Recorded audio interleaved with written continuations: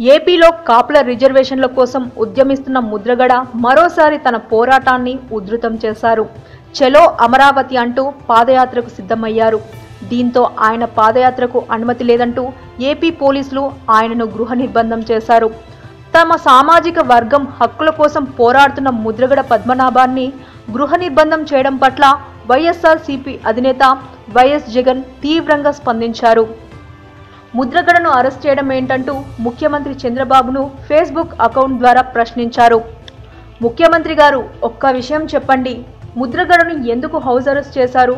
కాపులకు మీరిచ్చిన హామీని, మేనిఫెస్టోలో మీరిచ్చిన వాగ్దానాన్ని నిలబెట్టుకోండి అనే కదా వారు మిమ్మల్ని నిలదీస్తున్నది. మిమ్మల్ని ప్రశ్నిస్తున్నందుకు అరెస్టులు, బైండోవర్లు చేయడం ఏంటి? వేల మంది పోలీసులు మోహరించడమేంటి? తప్పు చేస్తున్నారు చంద్రబాబు గారు అని వైఎస్ జగన్ ట్వీట్ చేశారు. ఎన్నికల్లో ఇచ్చిన హామీలను నెరవేర్చే బాధ్యత చంద్రబాబుపై ఉందని అన్నారు జగన్. ముద్రగడ పాదయాత్రను అప్రజాస్వామికంగా అడ్డుకుంటున్నారని, అధికారం ఉంది అనే అహంకారంతో చంద్రబాబు దుర్మార్గపు పాలన చేస్తున్నారని జగన్ మండిపడ్డారు.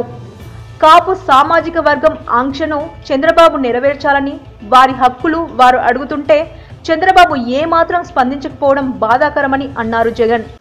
For more interesting updates, please subscribe to our channel.